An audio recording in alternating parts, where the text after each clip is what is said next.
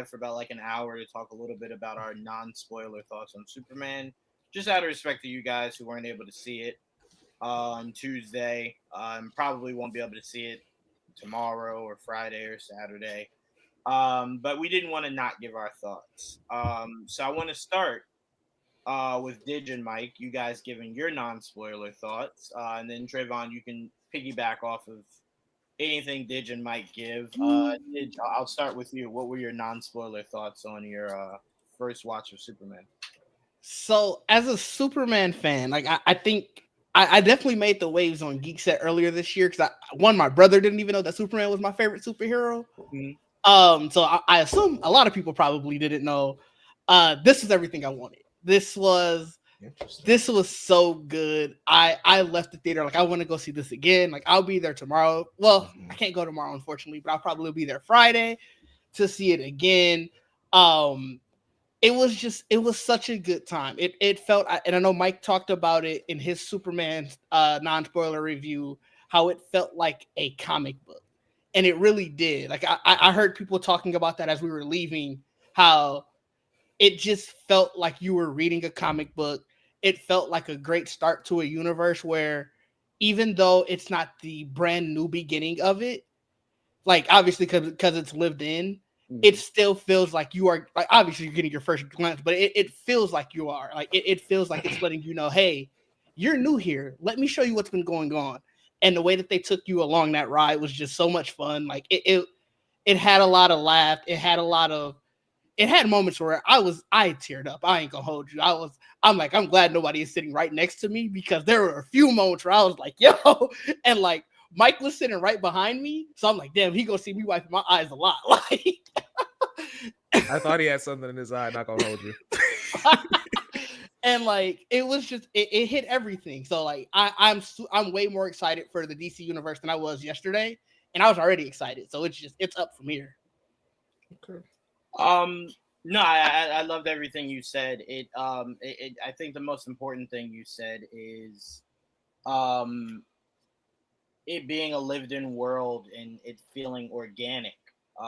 Because what I love about it is that it's like if when you're growing up and your parent teaches you like, hey, I love sports, I'm about to show you what sports is, right? And he shows you and they show you their favorite team and you're like, not only am I hooked on this team, but I now want to go back and find out about like the history, what came before. And all this movie made me do was just immediately start playing out like what came before and how long certain people have been active and how many of the different active people is Superman familiar with, and so many things ran through my head.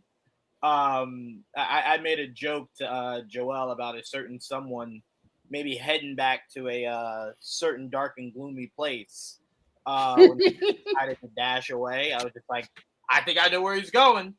So it was just it was beautiful. And as far as tearing, to me, no, I think more of us need to embrace that, because if it's one thing James Gunn can do is make a grown man cry. I cried for Guardians 3. I told you guys that before. I cried for this. It just seems like anything James Gunn puts his name on is gonna find a way to trigger me to get me to cry. So that's big kudos to him. But enough from me. Mike, your initial thoughts on Superman. This movie is just a ton of fun. Like I respect the simplicity of it. Like we're in that post phase 3 era of comic book movies where it has to be Avengers Infinity War every single time. And I like that we're able just to say, hey, Clark's having kind of a crappy week. Yeah. And this is what's going on in his life. This is how he's dealing with the ramifications of it. Like it's a very personal story. Not to spoil the plot of this, but it's really just Clark's having a bad day and Lex Luthor's a dick. That's the plot of the movie. And I respect that. And I think if that's the nature James Gunn wants to take, at least for the start, obviously you can build into bigger things down the line. I'm just glad we went back to basics and we told a really solid Superman story. And David Corenswet is just perfect for this interpretation of Superman. And I say this interpretation specifically because I don't know if David Corenswet can do a Zack Snyder movie. And I don't know if Henry Cavill could have done this James Gunn movie. So I finally see that casting that was so controversial and why they did it, because he just brings a certain boyish, like Boy Scout charm to this role that I think is needed for this interpretation of the character. And I really dug it. Yeah, I God damn, like you worded that so perfectly. Hold on, man. No, I mean, I completely agree. To me, I don't know, man. I feel like there was a recipe that James cooked up with David that, you know what it is? Okay. You know why I love that you said that, Mike? You know what I compare your analogy to? You remember how Tracy McGrady just did an interview, just did a podcast where he was saying, bro, if you put me next to Shaq, me and Shaq not winning like 4 championships? And it's like, I feel like to say that is a little bit to slight Kobe, because that's you saying you think you could do exactly what Kobe did. And albeit you're gifted, I don't think it's that simple. So the reason I say that is I think what Zach and Henry had was special for what they were doing, and they found a way to make things work for each other. There's just something special about what James and David had in his vision for David, that I don't think you can just swap it out and just go, it's the same thing. You know what I'm saying? It has nothing to do with acting ability. I don't think any of us are going to sit here and act like Henry Cavill can't act. It's just sometimes it's the right things go together. You know what I'm saying? I mean, because I always think to myself, I'm like, we almost had Josh Brolin as our Batman in BVS, and it's like, I don't know how Josh Brolin and Zack Snyder would have meshed, right?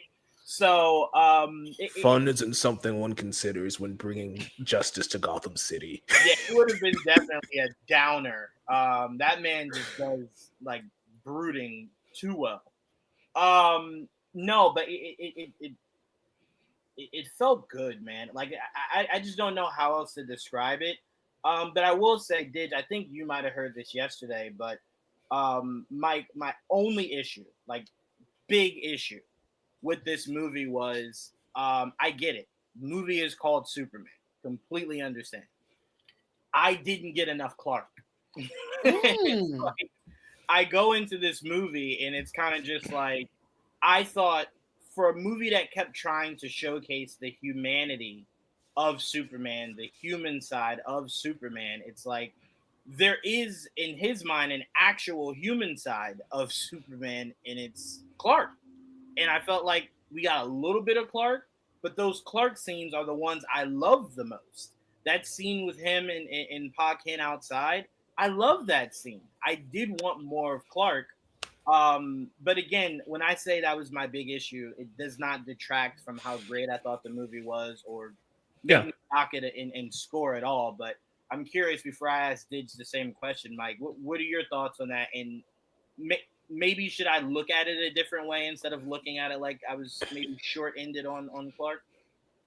Yeah, I would say you need to look at it slightly differently. I think I said in my review too that I definitely wanted more Daily Planet stuff. Yeah. Like we cast all these actors in these roles, and we like Steve Lombard does nothing. He's just kind of there, and it's like, okay, he didn't really need to be in more Cat Grant. I agree.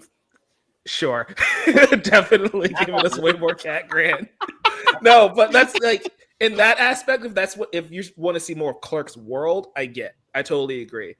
But Superman is not Batman, where Clark is one and the same, right? So every moment with Lois, every moment with his parents, every moment, him with the Justice Gang, that's still him being Clark. Like they are well aware of who he is, and so all of those are Clark moments that I think we might be attributing to Superman moments as well, because there's just not like an even split between the two, like Batman and Bruce Wayne, right? But if we're talking about like secret identity version of Clark, yeah, we did not get enough of that guy throughout this film. But this entire movie is him trying to struggling with those two halves of himself, really. Like, hey, I thought I was here to do this one thing. I'm trying to do this one thing here.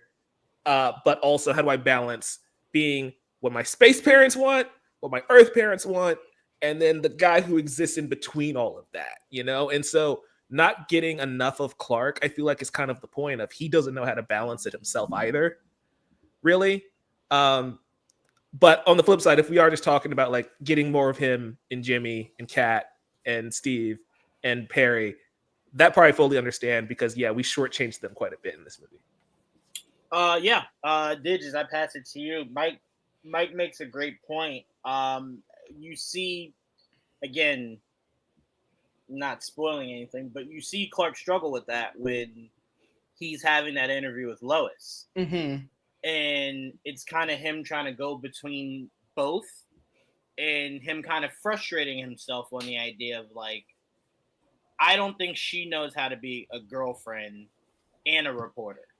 I don't think he knows how to be Clark and Superman. So it's both of them telling each other like, hey, I'm not good at this. Like, I don't really know how to be what you need. And Superman's kind of like, I don't know how to omit what I need in service of what you're trying to get. That scene specifically it's the entire like almost thesis of this argument, right? Of he's going back and forth uncontrollably throughout that entire conversation. And I think that's kind of the point of like, Clark and Superman are one in the same, and him putting on a specific mask when he's out in public as Superman or he's at work as Clark Kent is something that he is still struggling to kind of navigate. So I think, you bringing that scene up encapsulates his entire struggle and his entire story arc in this movie, where he can't control it. He just flips back and forth because to him, they're not dual identities. Mm-hmm. Yeah. Sorry. Go ahead, Trayvon. No, go ahead, Ditch. Go ahead. I was just saying, go ahead, Ditch. Well, no, I know Trayvon was about to say something, and he hasn't had a chance to talk yet, so I was gonna let him. It's fine. No, I was just gonna say, I think it all depends on who he's talking to, more than anything. Without getting to spoiler, there's a reason why he talks the way he talks to certain people. That's how I feel, and that's why you get what you get with him. I don't know how to say that without spoiling it, but y'all know what I mean. Like he can, there's certain people he talks to that way for a reason. I will say James Gunn is on record saying that was his approach to this movie of, hey, when he's with certain groups of people, he's essentially, you guys would get this, he's code switching. Yeah. Where it's like, hey, I'm putting on the Superman voice when I'm around this group of people. I'm putting on the Clark Kent face when I'm with this group of people. So you're not wrong. That was entirely intentional to read it that way. Yeah.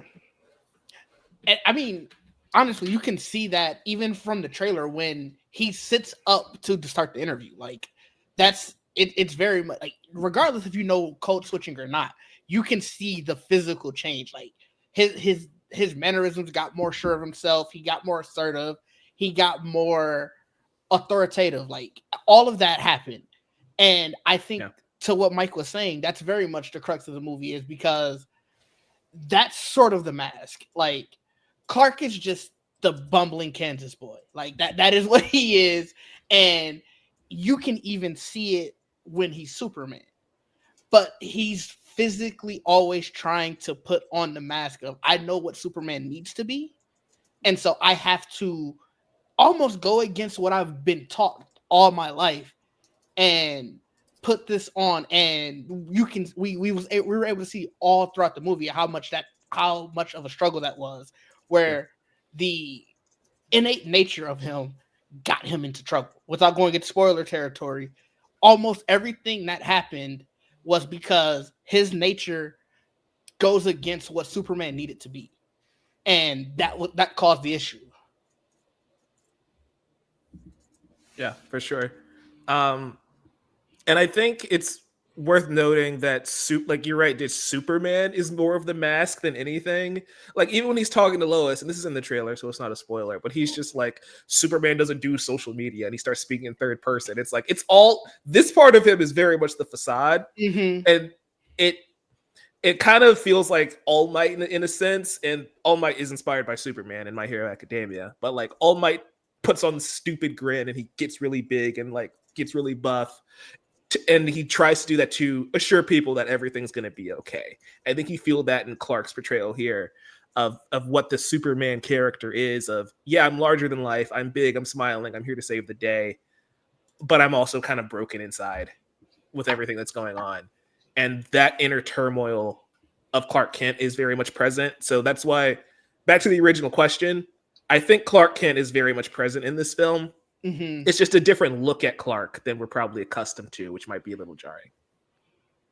Yeah, if it was... Oh, sorry, go ahead. No, I was going to say if Trayvon wanted to say what he was putting in the... I'm not, no. I think he felt like that might have been too spoilery. That's why I think he put it there. And even just to chat on that real quick, I do agree with it. Like, it does seem like how it's, again, when you're talking code switching, like if we take it back to that analogy, when you are around people who know both sides of you, who are able to sort of exist in both sides of that, you do feel more comfortable. So you do talk to them more as yourself. You know the true nature of your being comes through because you don't have to really put on that facade, which, like we were saying, Superman, at least to me for sure, feels like that's the part that he has to really work to always show, because at his heart, he is, like I said, just a tense farm boy. AJ, I swear to God. Look, I thought that immediately. I said, "What's going on?" Oh my God, I was in private chat still, so coming back to that was crazy. Yeah. This is immediately what I thought too. Yep. Oh boy. Something we going on. We can't even address that because it's spoilery. Yeah. You know, it's in the comments. Saying that spoilery is just gonna throw the rest of the chat off. They're like, "What you mean? What is going on in this movie?" There's no other way you can do it though. It explains a lot. Tell you that. So I'm curious. Something gotta give. Listen, man. I am curious. Didge, I'll start with you. Who is your standout? Mr. Terrific, 100%. Yes. That man, I was talking to Mike and my buddy Doug right after it. That he was just purely a black man. Like that was a black man who has to deal with all of this. Like I think it was you, Mike, who was saying, and we were talking about it, how when Krypto came the second time, oh my God, I can't talk anymore. I'm done. You already know who I said. I can't. I'm going to go into. I'm too excited. I'm done.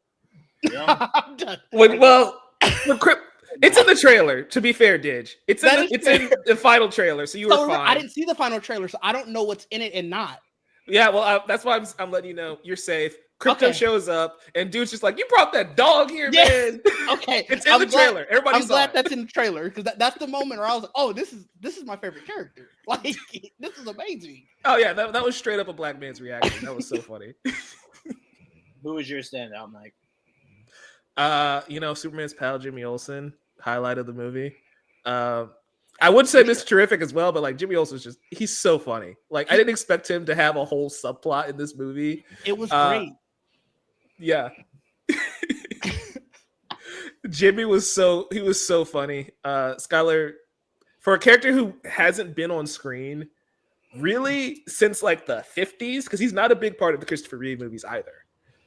So him having like a major role in this film, I thought was nice. I just wish we got him and Clark a little bit more because his whole moniker is Superman's pal, Jimmy Olsen, and we don't get him as Superman's pal that much in this movie. He is just another like supporting character throughout the film.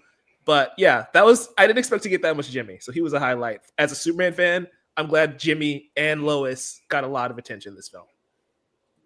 I'd agree. Jimmy was very important. I said that. He's unreasonably important, and that's ripped straight from the comics. Y'all know Darkseid's first appearance is in a Jimmy Olsen comic book.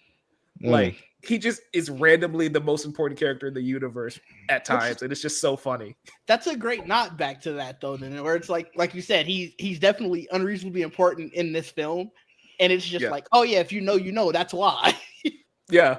I think that's, again, as a comic reader, it brought me so much joy because, like, of course Jimmy's one of the keys to how this works out. Because, like, of course he is. That makes total sense. But yeah, Jimmy and Baby Joey, because of course we stand Baby Joey. Mm-hmm. Baby Joey. Trayvon, did you want to go over again who your standout was? Oh, it's Mr. Terrific.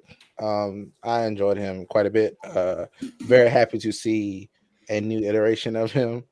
You ain't like the old iteration? We love you, Curtis. I love that he was gay, but other than that, no. There's a lot of problems. The head thing was weird. This one, they didn't do that. You know, he was very cool, so much technology. Love that. Love that about him. That was fun. He gets an action scene in this movie that is just so good, dude. Yeah, I enjoyed it a lot. I need that jacket. I was talking about it yesterday. I was like, it was too expensive, but after seeing it in the movie, I'm like, I might have to splurge. They need to make a zip up hoodie that looks like that. Then I'll buy it. That's fair. Yeah, It's a good jacket. As soon as we saw the set photos and we saw the costume, I'm like, oh, that jacket's gonna be sick. Mm-hmm. Yeah.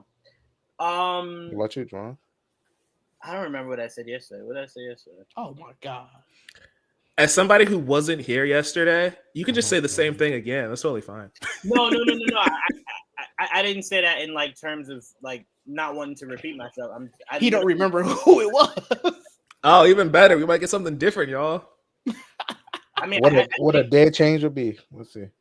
I think no, because I know I went into saying like obviously all of ours. Well, not all of ours. Mine was Superman, but outside of Superman, I want to say I think I went Guy Gardner. You did. I remember that now. Nathan Fillion is actually he's so good as Guy to the point where it almost breaks the character because I don't know if I'm supposed to like you, but I kind of like you because Nathan Fillion is just so charming. Yeah, it was sad. I know we were supposed to not like him, and I was here for his thing. So I see. That's the thing I love about him is that he's not meant to be disliked. He's just meant to be the constant thorn that you're just like, oh my god, bro. Like, nah, man. When Batman got beef with you, I got beef with you too. He was a little too cocky, though. I'll say that much. But but it was funny. Yeah, I thought he was great. His action scenes I thought were great. There were so many misleading things from the trailer. Let me just tell you now, as someone who's seen it, you've not seen anything from the trailers. There's so many things that mislead you. And the structure and the sequence of everything is definitely the biggest thing to catch me off guard. But Guy Gardner to me was a standout, mainly because I now can fathom a Green Lantern in this universe easier. For when Lanterns comes out next year. As long as they do it, along the same lines of visually how they did this, and they don't cheapen out, it's going to be fun to see them explore the Green Lanterns more. And Nathan Fillion was a great way to start that off. But I do want to give my girl Hawk Girl some love. We didn't get enough from her, but the little bit we got was all I needed. So I appreciate her. I very much do. I very much appreciate her. It's been I tell you what, whoever her goddamn agent is, God bless. Man, her agent been killing it. They work hard. God bless. We welcome in Joel. God bless her. Joel. What up? Oh, Joel, here for you. We had a fan comment I wanted you to address before we go any further. Oh my god! I knew you were gonna go to that. I did too. That was for you, Joel. Yeah, I mean, he was my standout, so makes sense. Oh, nice. Okay. The third leg. That third leg was pronounced. That was the standout part. That was, Oh my god. Ever since I hate all of you. on screen, I looked over, Joel never blinked. No, so Joel, sorry. We were going over our standouts. Didge was Mr. Terrific. Mike, I think yours is Mr. Terrific, and Baby Joey. Jimmy Olsen, but Jimmy yes. Olsen. Sorry, Jimmy Olsen and Is that the name of Jimmy Olsen's third leg, Baby Joey? Oh my god! Do not tell Metamorpho that. Yeah, please. Trayvon, yours was Mr. Terrific. We knew that. It was Mr. Terrific, and also I'm leaning toward Lex a little bit now too, based on some of his actions. Nicholas Holt as Lex Luthor. I'm gonna And y'all know what actions that Trayvon meant. but Nicholas Holt as Lex Luthor, probably my favorite. I don't even think it's not even probably for sure my favorite Lex. Like he played that for sure. Do you mean live action Lex or period? Yeah, live action. I was about to say live action. I'm shocked in the live action thing. No, hold on now. I'm not calling him wrong. Hold on. I love Gene Hackman for the OG. I thought he was amazing. And I won't lie, the movie god awful. The man is a human being, god awful. But I will not act like I did not like Superman Returns Lex Luthor. You know, that I hear you. Right spot of that movie. I hear you, but I'm also a Didge. He played the hell out of that role. Like, oh no, I don't trust me. He did. I cannot wait to see where else we can explore this character. So I don't necessarily disagree. It's just when I think of Lex, I personally have enjoyed aspects of every Lex live action we've ever had. Fair. I believe there's really good things in each of them. I think what makes David and Nicholas so special is that I think they were able to grab from everything that came before and almost perfect it. You know what I'm saying? On it, again, just in my opinion. So when you said that, it just took me it was like a kind of a step back because I'm like, I did love those last few Lex, but yeah, if I had to say, yeah, he'd probably be the best one. It's just like I don't like how we acting like Jesse Eisenberg didn't happen. By the way, well, I was going to. I enjoyed him a lot. I wouldn't go hold you. I was going to, but you know, we can. He went and named Kevin Spacey. Is all I'm saying. It's like the man who shall not be named. I did not say his name. I did not say his name. The man that should not be named got a shout out before Jesse Eisenberg. That was hate. Well, to be fair, House it's of Cards hard was great. to mention Jesse Eisenberg because to love Jesse Eisenberg's portrayal as Lex, you have to love where you saw they were going. And most people just look at it more so for what we got and less of where it was going. I am more of that one end credit scene of him talking to Deathstroke showed me that there was a really good Lex somewhere in there that we were getting close to, and that then wasn't everything enough. fell apart. That wasn't enough. Like No, I'll give you that. I appreciated it. I'm not, and that is fair. You were right. It felt like it was going in the right direction. But when you take like 20 steps back and then you start going in the right direction, that's not enough. But DCEU in a nutshell, really. But no, Nicholas Holt and David, like their interactions together were great. Like Nicholas, like he played menacing. He played super smart. Like I think it was you again, Mike. I was watching your review right before this, so I think that's why a lot of the points are right in my head. He was it felt like he was the smartest person in the room every time. Like it was insane. And then even like he still even had like kind of like a cool factor. Like we saw it in the trailer when they all stepped off the plane in the Arctic. Like I know his head was freezing, but he like it don't look as cool if I have a hat on. So I gotta just have the small glasses and walk out here freezing. Like Or no hats, dog. Right. That's what I'm saying. That's not cool enough. His arrogance. So it was for sure my favorite interpretation of Lex. Yeah. I want to talk about AJ's comment down here because we were going back and forth about if this is the best Lex. Second DC villain of all time? Yeah, I saw that. I mean, like, he was evil. Woo. I don't know. To me, he was evil and something else too. Oh my God. Okay. That's difficult, mainly because I know for a fact next week. Number one is. Oh, don't wait till I was done drinking. I don't even know what was said. I think I want to keep it that way. Trayvon's being Trayvon. Gotta love Yeah. it. No, that's interesting, AJ. I wouldn't mind. Yeah, we gotta unpack that. Yeah, that's. Who's won then? I assume Joker. Yeah, Joker from where? Dark Knight, I assume. Yeah, Heath Ledger's Joker is AJ's number one.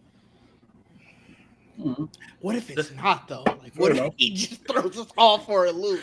It's just Christopher Walken from Batman Returns. Here's the problem. Here's the problem, right? If he's saying Nicholas Hoult, Yeah. right, that he just saw for the first time is number 2 all time, right? When you think through the history of live action DC villains, not many of them stand out outside of Heath Ledger's Joker, really. Just like unanimously stand out, right? Yeah, like, fair. I don't know if many people would have him too. You know what I'm saying? So Fair. I can assume that's his number one. What did he say? I mean, just a quick rundown, not to derail the whole show, but you do have Joker. You have both General Zod's, which are pretty iconic characters. They're both good, yeah. They're both really good. Jack Nicholson's Joker is also really good. Mhm. You know, Danny DeVito's Penguin, iconic. Colin Farrell's Penguin, iconic. We just got the Riddler, who was also awesome in the Batman. New Riddler. Oh, Jim Ezra Miller in the Flash. Oh, Zod is his first. Zod from I heard that, Mike. It didn't go over my head, Mike. It did not go over my head. Somebody was gonna catch it. I know. I'm pretty sure. No, we will not repeat it. Please repeat it because I missed it. 'Cause AJ's comment through. I was naming villains and I said Ezra Miller in the Flash. I just threw that in there. That is great. He technically was the villain. Yes, I'm not wrong. No, that is great. What was I gonna say? I don't know. I really have to give that some thought. We'll do a ranking one day. We'll just make that a video. Maybe I'm not Superman again. As far as greatest villain ever. I might need to see that movie one more time. But I'm also not that high on live action DC villains. So for me it would not be a long list at all. Y'all won't like my list. So Yes, we do. Y'all won't like my list. Probably Poison Ivy. not gonna lie. Black Adam's going to be up there for sure. Your list, Trayvon. It doesn't matter what we think. It's your list. Yeah, it's your list. So if you want Poison Ivy number 1. Poison Ivy. This is the one woman show. Listen, love my girl. Listen. You, bro. I too love Uma Thurman, so I get it. Yeah. Well, that movie. But yeah, no. For me, I don't know. I don't think I'd be able to do that. Not yet. Yeah, not yet. Oh, and he said Zod was his number 1. Yeah. Like Man of Steel. Yeah, Man of Steel's Zod. Very good. He was very good. Very good. Wow. I will find him. Yep. All right. Iconic. Yeah, a lot of good lines. Yeah, Joel, did you have anything else that you wanted to chip in about non-spoiler for Superman? I didn't really chip in anything yet. What was the question you asked me? Who was your standout? Oh yeah, I actually meant that. Jimmy was my standout, not because of the AJ's joke. I just didn't expect Jimmy to have as big a role as he ended up having. He was so fun. It was a breath of fresh air for the character of Jimmy Olsen, the character that kind of gets pushed to the side a lot for him. I enjoyed what they did. Don't get me wrong, I enjoyed a lot of characters in this, but I was just surprised by how well he was portrayed and acted, and just without spoiling anything, like how they used him. So I was, oh shit, Jimmy, good shit. But yeah, Miss Terrific, I'm sure it was said. I think Trayvon said it. Miss Terrific is awesome. I love Miss Terrific. I've loved Miss Terrific for a long time. I want to see the Terrifics so much sooner now than I ever did. I would love that. Guy Gardner, nailed it. Like he nailed it. So yeah, there's a couple fucking Lois. She was fantastic as Lois Lane. Like Pride of Milwaukee. Shout out fucking 414. amazing as Lois Lane. I mean, so like I could keep going. Honestly, there was a couple of people I really enjoyed. Those probably the most because I guess I probably and some characters kind of got shafted. So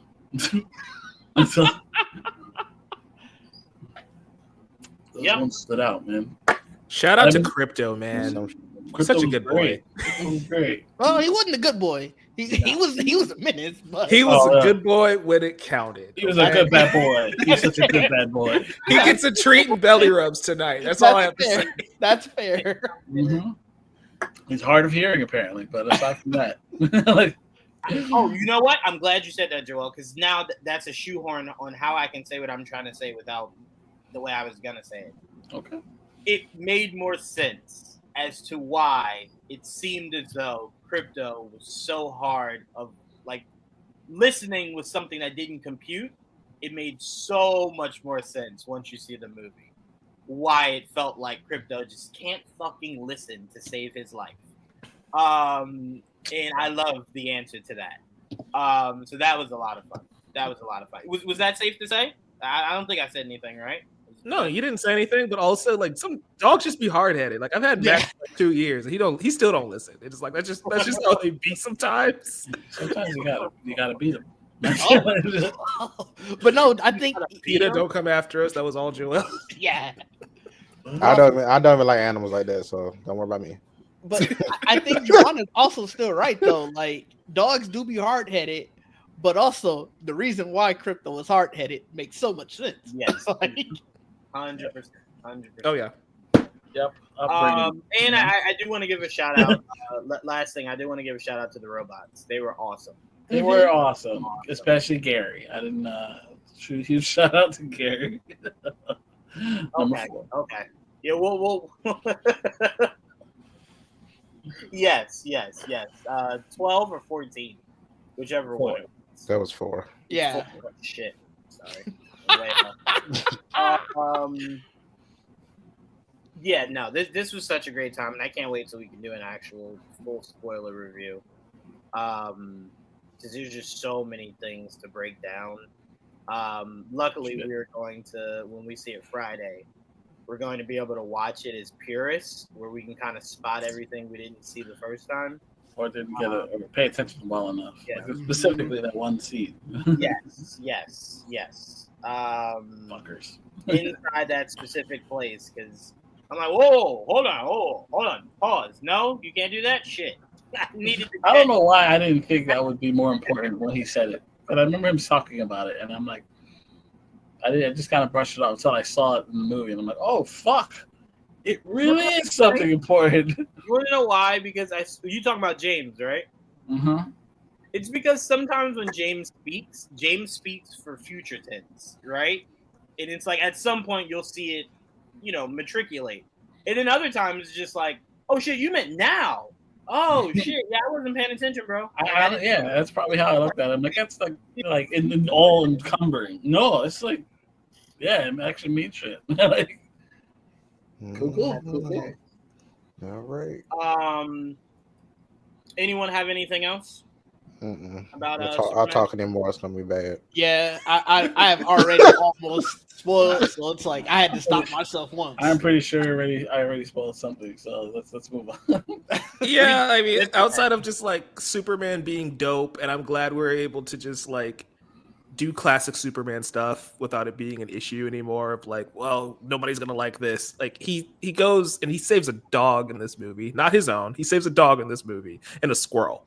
Like squirrel was the greatest touch. Was saving that squirrel. I was just like, bro, that's Superman, bro.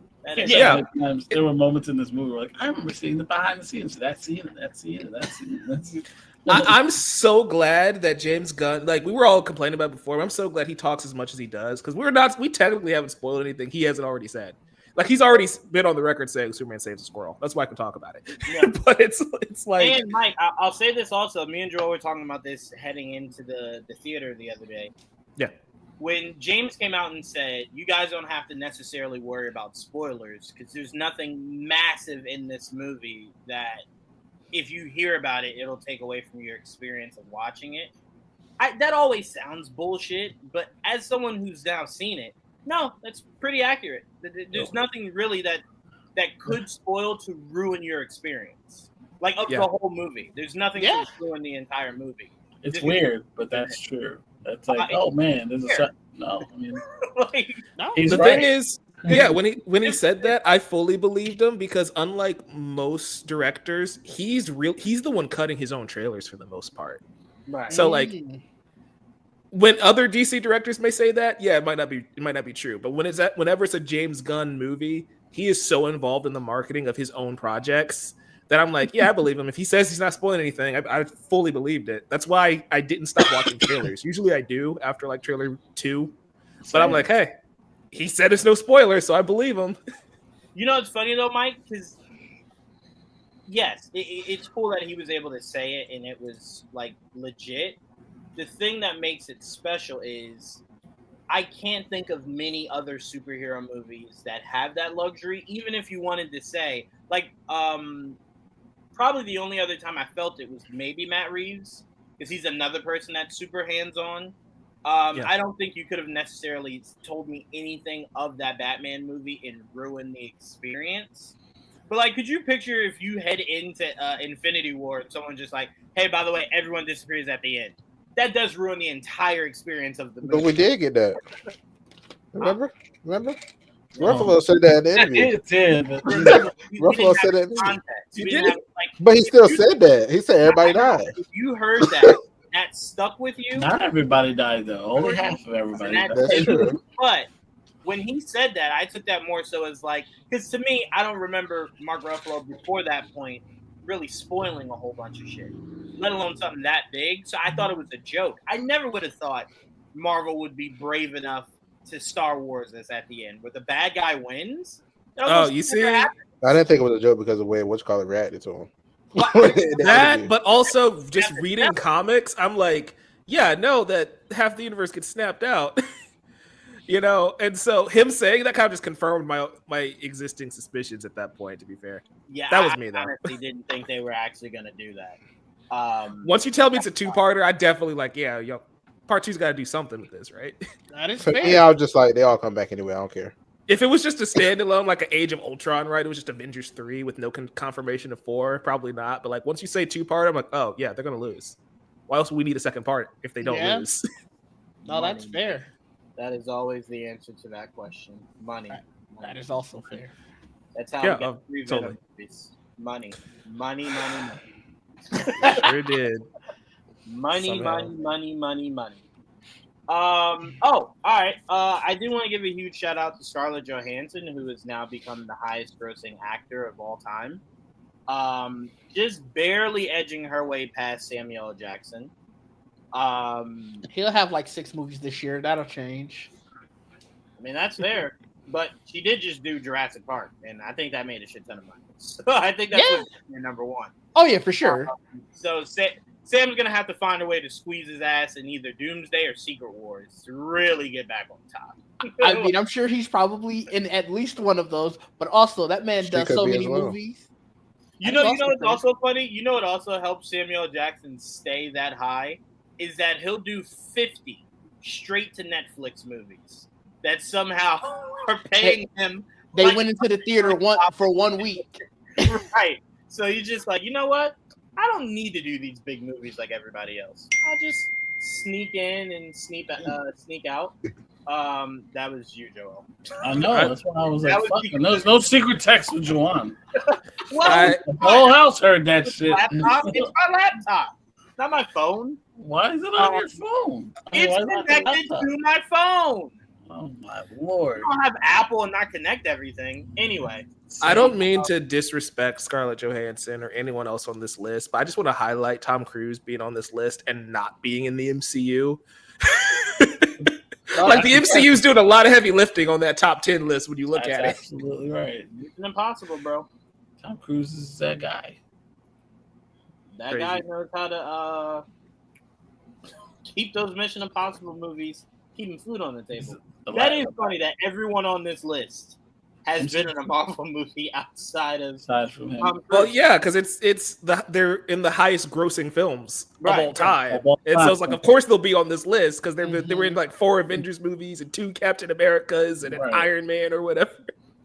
It's gonna be hilarious when we look back like 20 years from now, on Samuel Jackson's career, and we go, "What the fuck was he in?" And it's like, no. The better question is, what wasn't he in? Man was in Jurassic Park. Man was in Avengers. Man was in Star Wars. Like, he was hitting all the big pinnacles, man. He was hitting them. Smart man. Very smart man. Very smart man. All right. Let's move on.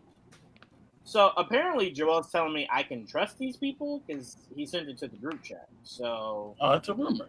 It's always that's No. definitely a rumor. you didn't fix it because of who was saying the rumor, is what I'm saying. I trust him enough to Right. spread that rumor. That's what I'm saying. But at the end of the day, it's a rumor. I trust them wanna enough to start spread with- their bullshit. Yeah. Crazy. Thing real quick because I think these two stories might be connected. Apparently, there's a rumor going around that we could be seeing Norman Osborn in the MCU soon. And I'm choosing to connect this dot. But apparently, Jeff Snyder was teasing the idea that there is a huge casting story of the day, he was calling it. To me, I'm assuming because Spider-Man starts filming in like 3 weeks, I'm connecting those two dots. So I'm connecting the dot of I think that Norman Osborn casting is probably Cole Domingo. That's probably that's probably where that's going, in my opinion. That's where I think those two lines get connected. Joel, I'll start with you. Am I way off there, or does it not just seem like that could be a possibility of those two things connecting? The rumor of us getting Norman Osborn, and then Jeff teasing that he has a big casting news coming at some point. It could just be a coincidence with Jeff. Because what's big to him might not be big to us. That's the only thing with him. Because to him, he knows what's big to us, but what's big to us is definitely not big to him. He doesn't really care about comic movies like that, you know. So it could be. He could be right. It could be. He knows what superhero casting is. That's going to draw his shit. Period. That's going to draw anybody's shit. So I don't know. He said tonight. I'm waiting for him to tell us what it is. I mean, if it is Norman, Hurry up. because there's already been rumors that if he's in it, it wouldn't be in Spider-Man. So it wouldn't be in this Spider-Man. That's what I'm saying. Hey, Jamie. Wait, So- what did you just say? I'm saying that the rumor is that if he is introduced, it probably won't be in this coming Spider-Man. You know what I mean? They might tease Oscorp, but not. They won't show Osborn until maybe a different project or a different, not future Spider-Man. Which again, would probably be post Secret Wars. I got a question regarding that because, Juan, you were saying that you think it would be Coleman Domingo as Norman. Is that as big considering he already did the voice acting for it? Like, obviously, it's still big because he'd be live action. Yes, that's but big. but no, I'm saying he already talked about how his interest in it, like how he would want to do it. So it's like I feel like big is always in terms like this is shocking, where it's like we already know that the actor's interested. We already know that him and Marvel have a relationship.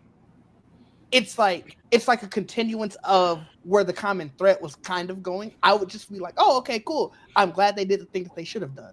Marvel do a lot of talking, but never do like not That's anything come through.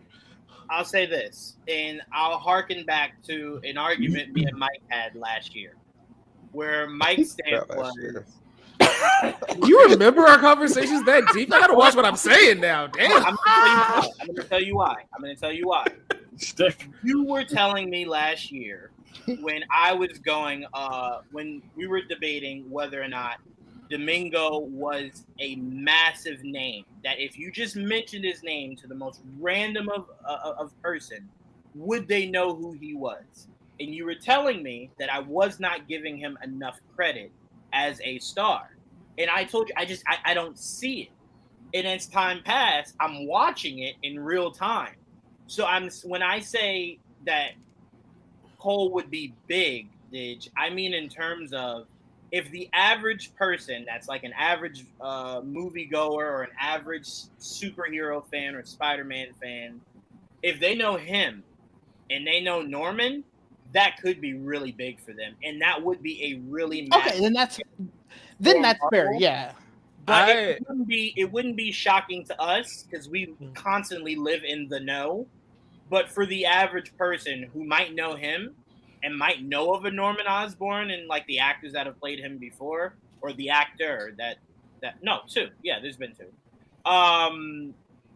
You might get like, oh shit, oh that's dope. I'm excited. Okay. You know what I'm saying? That makes sense. I meant in terms of that, but I'm sorry. Go ahead, Mike. I'm sorry. No, you're good. I was just gonna say, I think we're overcomplicating this. It's big news because it's the main Spider-Man villain being introduced in the MCU for the first time. Okay. Like just pull it back a little bit, and it's like we're getting Norman Osborn, not played by Willem Dafoe, Pride of Milwaukee, Willem Dafoe. Hey, 2 times. Right? 2 in one show. Let's go.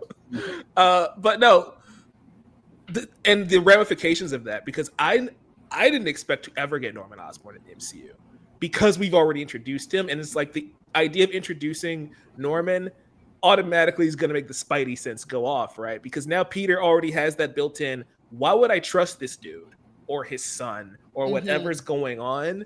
Because he's already dealt with Green Goblin. Like, Green Goblin killed Aunt May in the last Spider-Man movie. So I just assumed that was a character we weren't going to revisit. So regardless of who's playing him or what's going on, if you're telling me that Norman Osborn is in a Spider-Man movie and it's not Willem Dafoe, I'm shocked already, regardless of anything else that's connected to it. That's fair. I guess I wasn't looking at it that way. Like I said, I literally was looking at it, and I guess to Juwan's point, purely through my own lens of like, well, yeah, he said he wanted to do it. He has a relationship with Marvel. This is great. I love it. Like, yeah. That's why I was saying we have to just step back a second, because you're right. The dots connect. He wants to do it. He's already been playing the character in some capacity. That does make logical sense, but it's also like, well, Norman showing up is the surprise. Yeah. That's him playing Norman, maybe not, but Norman being in live action is crazy. And you have to remember that most people don't watch the Spider-Man cartoon on Disney Plus, so they have no idea he's doing that. That is also fair. Yeah. But also, by the way, hello, Jamie. Hello, Jamie. Hi, Swiper. Hello. I was surprised to see everybody here. I'm like, dang. Sorry, I'm late. You're definitely good. Good. I was late. It's fine. We all were late. Part of that was Trayvon's fault, but it's okay. We love him anyway. I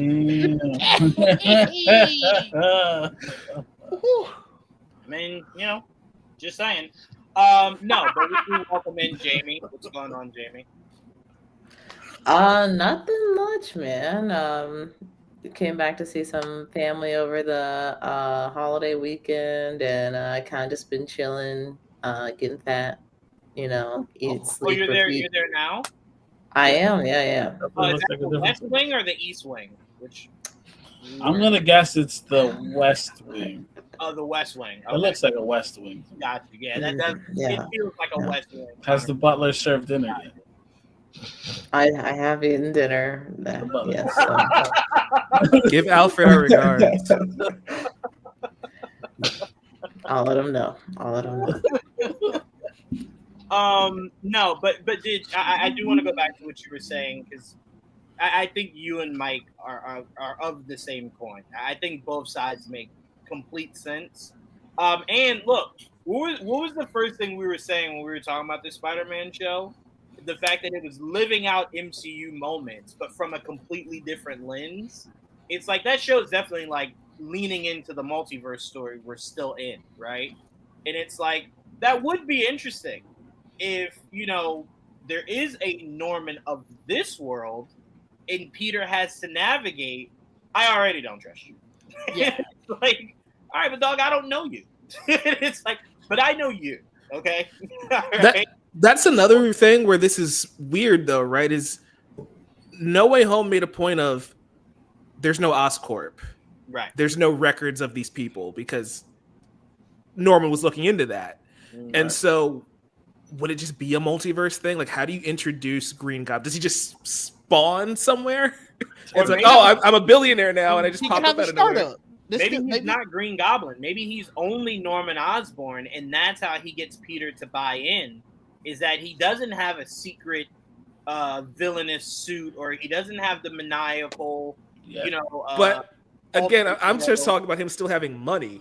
He didn't even have money because that's why it's a startup. Hey man, again, it's only rumor, and it's also like it could be something that happens after Secret Wars, which again, it's a whole now that's basically a soft reboot. So it's like, I forgot you did say that it wouldn't. Only be reason Spider-Man. I'm giving credence to this so much is because the first thing we heard about this fucking movie was that it might lean into multiverse. And we kept saying, well, in what capacity are you leaning into if you're not going to do Tom Hardy's Venom, right? In what capacity does this need to be a multiverse movie? That's one of those. Max goes through a dimensional rift, and she has to get Spider-Man's help to defeat Vecna once and for all. That's what we're doing here. Oh, wow. Stranger Things crossover. Max. The first thing I thought, I know what you were talking about. But I'm like, no, let Mike cook. Maybe he's cooking. She's in the movie. We still know who she's playing. I still am cooking, man. I'm in the kitchen. Like, it's exactly might be burning a little bit. But playing Max in Spider-Man. I mean, Joel, look, don't argue with Mike. You don't know. She might be. You never Max know. and Vecna, names I have never heard.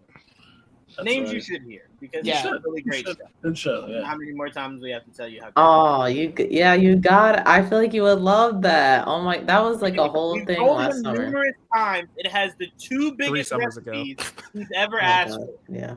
It has sprinkles of gay and powers. That's all he ever asked for, and it has it. Man gay too. There is one season where well. But teenage. Stop, James. Stop. we just leave it at that. With abs in it. You like the Red Ranger? He's in it. He's in it as a lifeguard. Yeah, I saw him. Plenty abs in there. That he almost got me to watch it. Damn. But they didn't work. It's a good show. The fact that you would have started that he was in the last season. Season 2. That's what I'm saying. See, he came back. Angry. No, I'm sorry, not season 2. On season 3, would have made me so incredibly angry. Wait, I almost did it. I saw him. I said, "Oh, Dacre." No. Oh, that's his. Okay, good. I know how to pronounce his first name. So that's you why like the guy that I don't remember, the guy that's playing Johnny Storm now. He's also in it. Yes, he is. Yeah. They're all in it. I'm happy for all of them. We're gonna move on. Okay. I want you to lead this one. The damnation storyline for Doctor Strange. Yeah, give me a second. Oh wait, you want me to start it and then you just take over once I introduce it? Yeah, go ahead. Yeah, I got you. I don't know how to pull that. So this is a rumor from Cosmic Circus. We have to give them a shout out because if this is true, it is their rumor. Apparently, Marvel Studios is reportedly planning to adapt the Damnation comic book storyline. In that story, Doctor Strange battles Mephisto, who tries to take over Las Vegas and turn it into a new hell on Earth. That's an interesting quote. Considering the reason I think this had some meat on the bone is validity is a good one. Is because we just got our introduction of Mephisto. We know they've been trying to bring in the supernatural side of Marvel for a while. Obviously, that's probably gonna kick off after Secret Wars, more or less. So hopefully by then we'll have Blade, Ghost Rider, and some of the characters that we've already seen come back.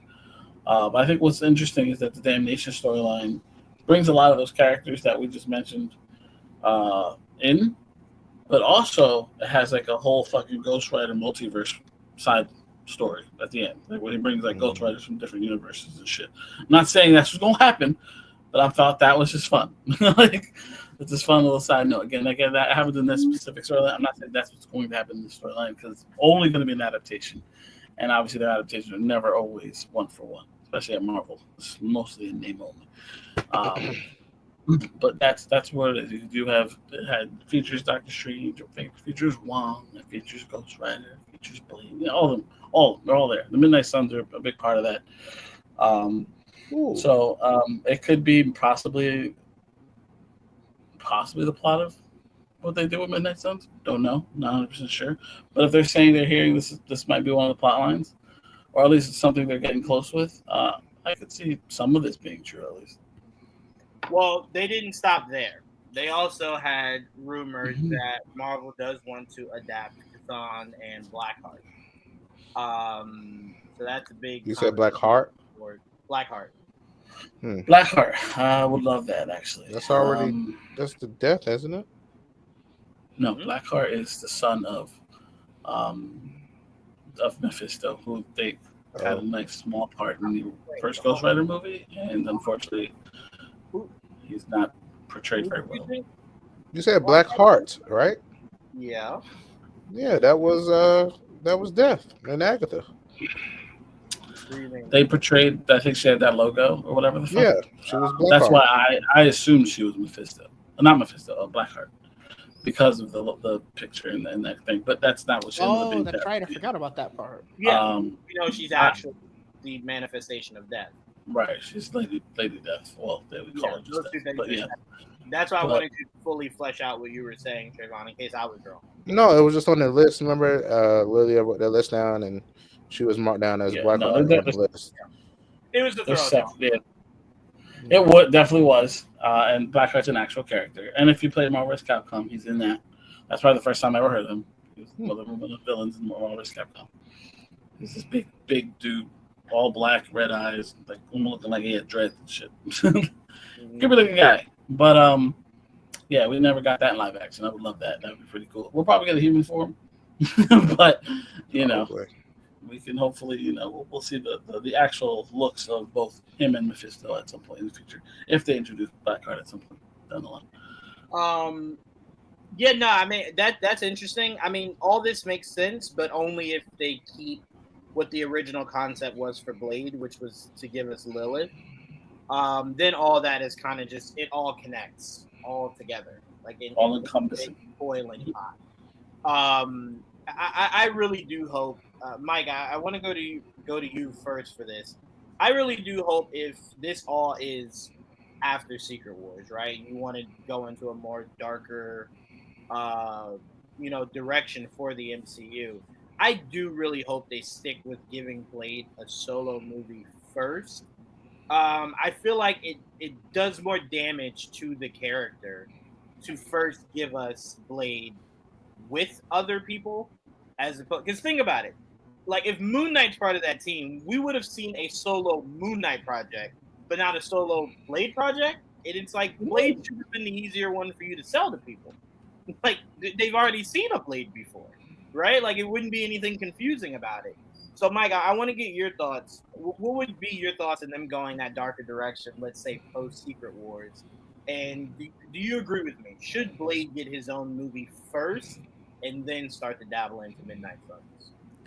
So if I'm Kevin Feige, I'm getting the truck that we filled for Robert Downey Jr. to come back as Dr. Doom. I'm getting 2 of those. I'm sending it to Ryan Coogler's house, and I'm locking him in there for 3 months to get that Blade script, because apparently he can do that in like 2 months' time, and that'll solve all of our problems. What's up, Geekly Goods? It was great. Sure. Yes. But I would just I would try and get this script done. I would get Ryan Coogler on this script in any way possible, because I don't know if you can convince Mahershala to come back for a team-up movie if he doesn't get his solo movie anyway. That's the biggest thing. And like listening to him talk during this Jurassic press tour, he don't sound too confident, and that's a massive, massive red flag. That said, team-up movies I think are just going to be what Marvel wants to do a little bit more of, especially post Phase 4 up to this point. A lot of these newer characters didn't have the draw they probably wanted them to. So an easy way to fix that is to bunch them up and put them together. You probably can't get away with Moon Knight season 2, but you can put Moon Knight in a Doctor Strange project because people do like Doctor Strange, So like I can see the logic in that.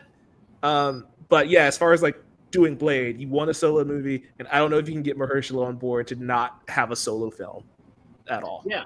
I mean, and what also doesn't help is when you keep having Ryan Gosling tell you how much he wants to be Ghost Rider, and it's like, well, I also don't want to see Ghost Rider first appearance in the MCU in a team-up movie. That if you want to do a series, that's fine. If you want to do a movie, that's fine. But it's like, it's gonna hurt some of these characters if the first time we see them is where it looks like Doctor Strange is the OG, and everybody's just working kind of with Doctor Strange. You know what I'm saying? As opposed to everyone's kind of had their own footing, and it's their Avengers movie now. It's them all just coming together for one common cause.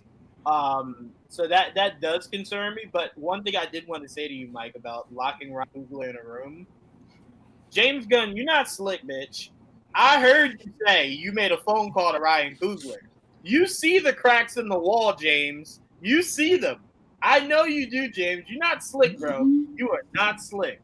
So that might not be a phone call they have to make, because he said he's working on what was that alien show? X-Files. X-Files. Please don't just disregard. I X-Files couldn't as just remember that the alien name. show. I also, for remember. clarity's sake, I want us to remember that James, the headline is going to be like, he called Ryan Coogler, but the rest of it is, I called Ryan Coogler about the experience at the premiere, Yeah. not about anything else. So I just Right. wanted to be clear. For now, Right. they only Right. talked about Marvel and DC premieres and stuff because, of course, You know what they're that both sounds from like, Marvel. Mike? You know what that sounds like? That sounds just as familiar as heading into free agency of Jalen Brunson. The Knicks hired Jalen Brunson's dad. And guess what? Jalen Brunson goes to the Knicks. We know where bullshit is to be sniffed out. I just want to make sure we don't get anybody's hopes too high is all. Because if nothing ever comes of it, it's like, yeah, they're former coworkers. Of course, they're in communication with each other. But also, get him on static. Thank you.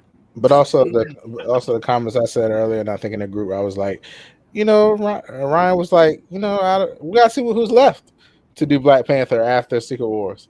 So he really has nothing to do with Marvel right now. So he is sitting there, like, let's see. I would also not trust Leo's that. cooking. I would also look at it more so as he just doesn't want to tell us whatever he doesn't know.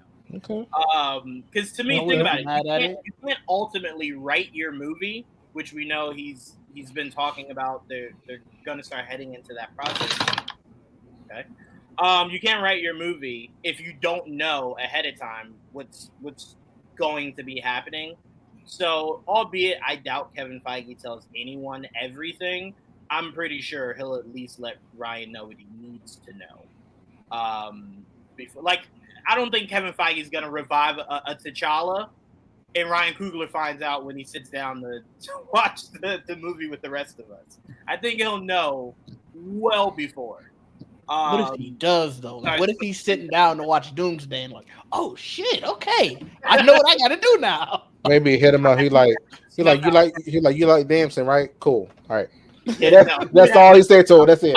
Here's the thing. He's gonna tell him. He's gonna tell him. Will he have say? Will he be able to say like, "Well, I don't want to do that"? No. Right. But he's gonna be like, "Hey, just so you know, bro, we doing this. Get that script ready. Here's the actor for you. Let's go." Yeah. It's Damson. Figure it out. Thanks. Yeah, literally. That's probably what I was doing. You haven't done too much writing, have you? It's like, nah. Why? What's up? Yeah, I got your new Black Panther, so you should maybe revise a couple pages, maybe.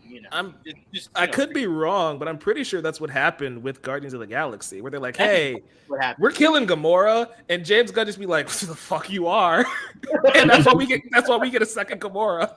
Right. Oh, that's crazy. And don't forget when remember when his mask broke, and then the Russos were just mask back. First thing James did was put that shit in a drawer.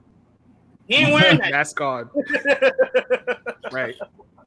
That was the one thing I always loved about James. That James just like, okay, you know what? Okay, do your little bullshit in Infinity War. Wait till I get my Guardians movie. Just wait. That's cool. Just wait. That makes me wonder. Like, we get to the Guardians Christmas special, and like we steal Bucky's arm. And it's like, was that just like a middle finger to the rest of the MCU? He's like, hey, try and explain how he gets this back. Good luck. You know what's funny about that? off screen. You think on one hand, there's no way Kevin Feige didn't know about that, right? But on the other hand, could you picture if Kevin said, "Hey, James, let's not do that," and James just like, sure. And then James is telling the editor, "We're definitely doing this." Let's let Kevin answer that later, to which he never did. We still don't know what was what. We have no idea. The Wakandans have to be so pissed if they had to make him a second arm after the events of Falcon and the Winter Soldier. This time. Like, this time you got to pay for it. For sure. 100%. He ain't got no money. He's a senator. He better have something. He got our tax dollars, Diz. That's all he got. He won the congressman yet. I thought he had won it by the time he was in Thunderbolts. He did, but his arm was taken 2 years prior. I mean, look, that better have been the first thing he did when he got that. I don't know. Let's ask for an advance. I need to pay the Wakandans. I'm gonna need right. You gotta help me, please. What happens if you don't pay him? They take my goddamn arm. That's what happens. Right. They don't turn it off. That's my selling point. That's my selling point. Right off his arm. Like, that might fly right off his body. They got access to it. They're turning it off and it's locked. Literally. What was I gonna say? Oh, Trayvon. I thought this was a good conversation. Did you want to go into your apparent beef with the Hulk? Why did you look suspicious? I didn't know what he was gonna say. Why did you have beef with the Hulk? That's what I want to know. And that's also, he was already suspicious. I didn't even hear the question. See, that's not what I said. I just said I didn't care about having a solo Hulk movie. I feel like we've had him in a lot of stuff. You've seen different versions of him, and then if the rumors are true about the Spider-Man movie, you get ready to get the Psycho one you want. So that's it. I don't know what else you could do with the Hulk. That's my thing. I don't know if we need a solo one. Do you still feel the same after our conversation? I do. I didn't change my mind in the chat. Stubborn man. That right there, you're a hater in you, bro. So pretty much, we were having this conversation. Trayvon's like, I don't know what else. Anybody else heard you, Mike? By the way, he agrees with me. That's what he said. I heard it. Nobody else. The way that everybody just went along, just like, all right, we didn't hear a thing. It was like, oh, okay. Oh, Mike agreed with him. Mm-hmm. Yeah. Okay, bet. Good. It's good to know it's 1v2. My problem with what Trayvon just said was that we literally just had a movie in February where Captain America against two Incredible Hulk villains. I'm like, that's the easiest way to do another Hulk movie is use one of them. Like, easily use one of them. You have a son that we don't know really anything about, and you need to fix how the fuck he looks drastically. So I'm like, there's so many ways you can go. That could also be more organic. You said what? We don't need anything. What do we need it? Everything's a luxury. What the fuck are you talking about? You said we don't. Of all characters, that is what we do not need. No, we don't need a Lawless movie. We're gonna get one. Wait, we don't need. Hold on, I'm so confused. We don't need. More Hulk see, movies? you had to go there. See, You went there first. You have seen Hulk a million goddamn times in this goddamn universe. Get another movie. Hold on. First of all. Now, Trayvon, I'm with you, but also I think we've technically seen Wanda more than we've seen Hulk in the MCU. I don't agree. Hold on. And She had a whole show, 9 episodes. No, Mike, hold on. Don't only give him that. She won Scarlet Witch in the last episode. Let's talk about it. You could argue that was WandaVision multiverse of madness. She was almost in that shit almost as much as Doctor Strange was. That was damn near her movie.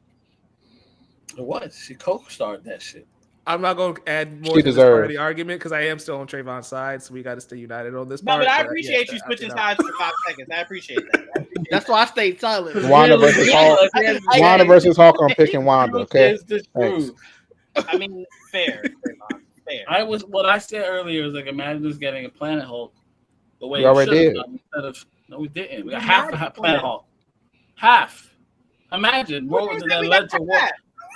Yeah, it got cut in half. Like, that's bullshit. Imagine getting like an actual Planet Hulk. We got half. I think all we got was that he happened to be living on the same planet he did in the comic.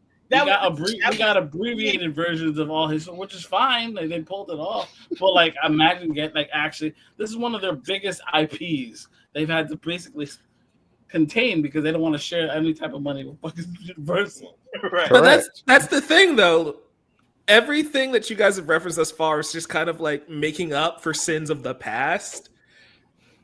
Should we just admit that the ship probably has sailed? Because like, you did introduce Planet Hulk stuff 6 years ago, and we just didn't do anything with it. I'm talking about in past tense. Like, we should have had Hulk movies. Oh yeah, I fully agree there. I mean, now it's harder because now you've done a lot of the shit. I still think it's doable. Yeah, I truly do. Again, but like, it's just in present tense of like, do we doable. need a Hulk movie? That's why it's like, I don't know if we do, because we did all the important stuff, like him becoming Smart Hulk and like him finally controlling that anger and like becoming the perfect merger should have been a trilogy of movies, and it happened off screen. Okay. So at this point in time, I don't know if I need it. I don't disagree, but I do think the one thing as fans of Hulk we do deserve is that if you're going to revert him back to Savage Hulk, which should be the end game, no pun intended, that should be something further explored in a solo movie. And again, I want to remind everyone, we were just introduced to Red Hulk.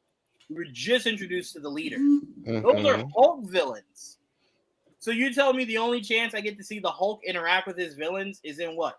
Captain America Part 2 with Sam? Like, no, I want to see Hulk versus his villains. It is odd. Like, they literally did give his villains to Captain America. It's odd, but I don't think you're going to see them again. So I don't think you go through the trouble of bringing in Harrison Ford and then never use them again. Because you could have just killed him at the end of the movie if that was the case. Just kill him. I mean, you kill all your I do believe we'll see that. And what capacity and where, I don't know. But I don't know. But maybe you saving his death for Doomsday. You said what, Ditch? Maybe you saving his death for the Avengers films. No, if he dies, then he dies. I'm just saying. Yeah, Red Hulk. If you plan on never using him again, then just that's a nice weapon to have in your back pocket, though. That's what I'm saying. Red Hulk with it. Yeah, Harrison Ford to just pull out whenever you need to. I'm just saying we're on our fourth Spider-Man movie. We'll be on our fifth Thor movie, and we're arguing the fact that I just want Hulk to have his second. I don't think that's too much to ask. I think there's plenty of story there to utilize. Black Widow can be a whole movie after her character dies. Well, technically, we had a solo Hulk movie. I'm just saying, I think we deserved another one. I don't understand. But that's why it bothers me, because like this, it's not like he's a throwaway character. He's a major Marvel character that's had to take a back seat for so long. It's like it's almost unfair to the character of the whole. And it's I agree with you there. It's just Marvel. This is the biggest franchise of all time. Disney could have just manned up and bought the rights back from Universal at this point. I don't get it. I don't know what's going on with that, but it is annoying. It's very, very annoying because we've heard rumors that they want to do a Hulk movie. Then I'm like, if that's the case, then that the rights issues are resolved, right? If that's the case. But nothing has come of it. Everything has been rumors so far, right? Right. Yeah. So, because like the Universal deal is so strange because on one hand, I get the Sony thing. They don't want to give up Spider-Man because they're making money from Spider-Man. Right. Universal is actively just sitting here saying, we're not going to let you make a Hulk movie. And it's it's crazy. Give them $1 billion and get the character back. I'm sure Universal would be okay with making movies. Marvel don't want to share. That's really what it comes down to. Money. Yeah, for sure. That's what it comes down to. I mean, look, Mike, I get your point. If it was that important to the MCU, they would have done whatever they needed to make it happen. I don't disagree. But if the rumors have any validity to it, and the MCU does want to do a Hulk movie, that does either mean a deal was struck or they did get the rights back. And either or, I do think that Hulk should have his own movie. You shooing him in. And that was the thing that made Infinity War hurt so much, is that we've seen him as a secondary character since his first movie, that when it's like time for him to step up against a big dog, it's like, oh, he gets punked out and then, he just becomes an advocate of peace. And it's like, well, that sucks. Like we didn't really get to see the cool stuff of him versus Red Hulk and you know the leader and stuff like that. So for me, that sucks. That sucks. Jamie, do you care at all if Hulk ever gets a solo movie again? I would be happy to see one. I really liked watching the Incredible Hulk movies growing up, and I actually watched the Hulk TV show like not when it was actually first airing, but when I was a kid, like it was kind of just playing on TV. The marathons. Yeah. But I really liked it, so I was here for it. I was like, let me find the Hulk channel. Where's the Hulk channel? Sci-fi channel. Yeah. So I would totally be down for another Hulk movie. I haven't liked the Hulk's portrayal in the recent MCU times. Like, I feel like Incredible Hulk, you really get to see like that animalistic, like what you were saying, like savage side of Hulk. Not that I don't like Smart Hulk, but I feel like we didn't get enough of like the savagery or like the rawness that I really liked from the Incredible Hulk, and even a little bit with like the TV show. So I would love to kind of insert more of that, into the MCU's Hulk. No, I completely agree. You may get your wish, Jim. Mike, I'll kick it to you. Do you care at all if Hulk ever gets another solo movie? Not really. You didn't hear me when I said 3 when I heard you. I heard you. I doubled down after that. I joined their side. I used to care. I really did. I would have been, if this was 3-4 years ago, I'd have been right along with you. Like, man, we really need a Hulk film. And I think a part of me probably still feels that on some level. But as Mike said, it's just kind of like the ship sailed. I'm tired. Let's just go on to the next. I don't even know where you would go, because again, it all just sounds like character regression, right? Like he goes back to being Savage Hulk, and it's like, so 10 years of character development. Like, even if you don't love the movies, that's still 10 years of character development that this guy has gotten. I think there's a middle ground that can be had. Yeah. Right now. Yeah, I mean, I admit I might just not be seeing it, but like as it stands right now, I don't know. You're right. The whole point was to him have some type of character development, full circle moment, and that's was him merging with the Hulk and becoming one, which I never complained about it. I didn't mind it happening. My only issue with that happening was he never got his get back with Thanos, in my opinion. Like, it never fully. He did his snap thing. I appreciate that, but he never got that one last hit off. It bothers me a little bit. Yeah, but look back. Right, it never did, and it bothers me a little bit. Considering Hulk is one of my favorite characters, so it's like one of those things where, I don't mind the progression. We are at Smart Hulk now. I do. If the rumors are true, we will get at least a version of the Savage Hulk back. If that's the case, then that's what people want anyway. We're back. That's the Hulk we know and love. And now, if it comes down that at the end of the day, there's some type of middle ground where he's kind of a little bit of both, I could take that. Just give me something. It just can't be what it is right now. It has to be, hey, you got to give us back Savage Hulk in some capacity. And I think that I like what right in the comics they're doing something called Imperial. I think it's called Imperial. That what they're doing there is something that could definitely be done later. That has to be now, and Hulk's super involved in that. So we'll see. So I do believe there are places they can go with it. It's just I really don't know. We're talking about we want it or we don't, and I don't know if they can. And that's kind of where we're at. Yeah, I want us to just be a unified front and fight for more She-Hulk, because clearly they can do that. Bring She-Hulk back. I would not be against that. Let me say this. You know how you can get the best of both worlds?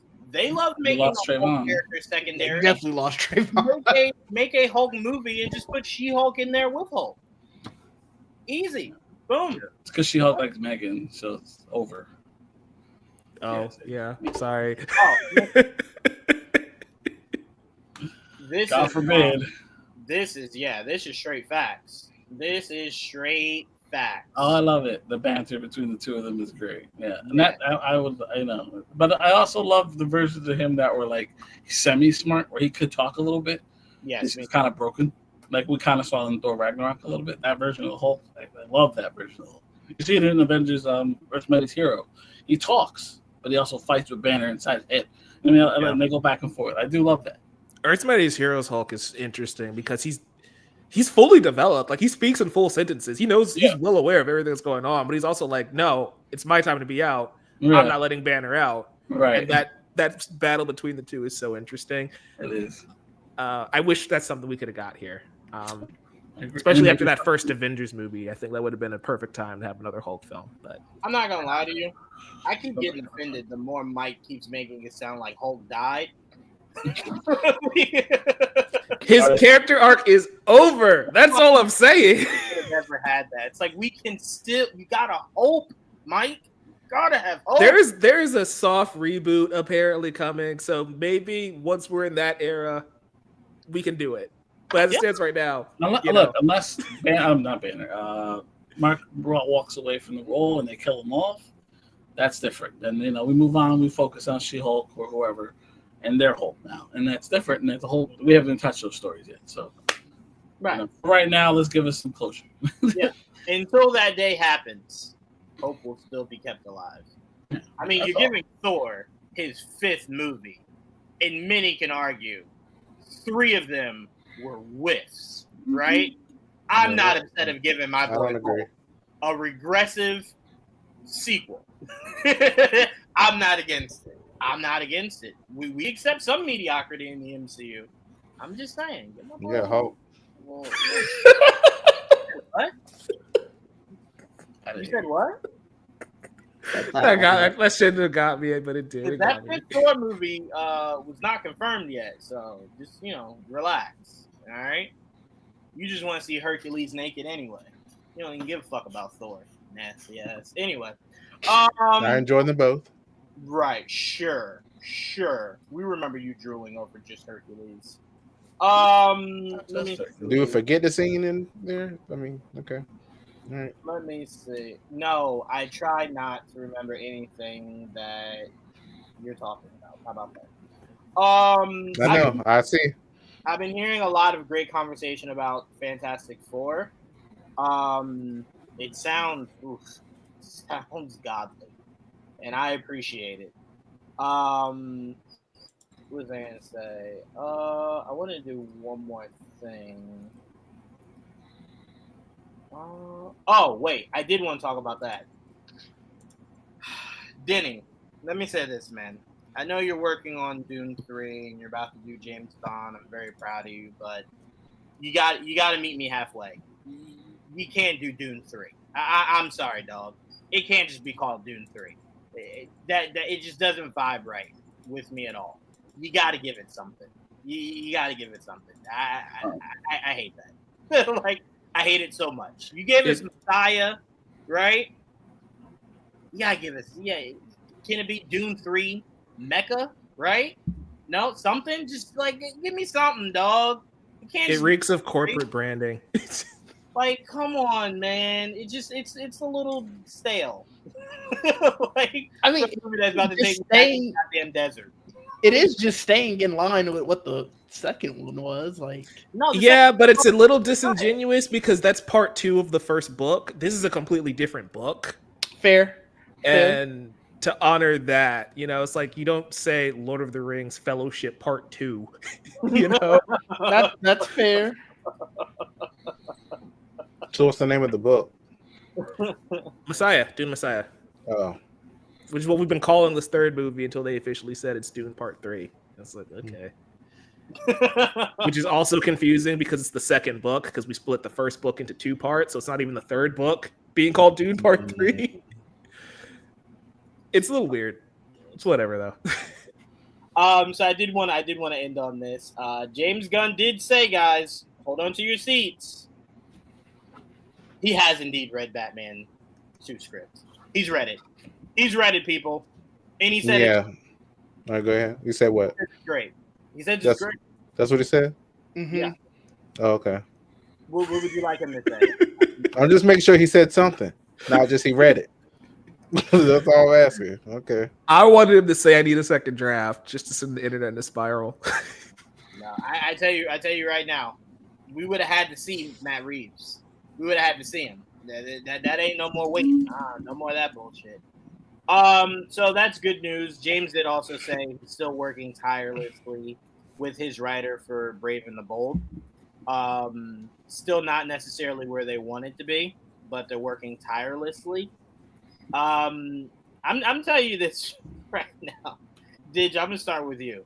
I swear on everything that's glorious. When that man says we got this script, I better leave Brave and Bold way more elated than I left the Batman 2. Because all this, we just don't know. It's just so hard to figure it out. What can we do? And this is why saying stuff like that, that's why you're going to get Batman 2. That's be 3 more years after that until you get Brave with the Pole. So that you have enough time in between. That's why. Saying stuff like that. It wouldn't matter. I would still say the same thing. Like, damn, 3 years ago, I had a better Batman movie. Like, it's still the same thing. It wouldn't omit it. All right, it'll be 5 years. Keep talking. Nice. If you get a Batman movie in 2 years and then got to wait another 5 years, is that not the same situation I'm in now? Like, what's the difference? Anyway, Didge,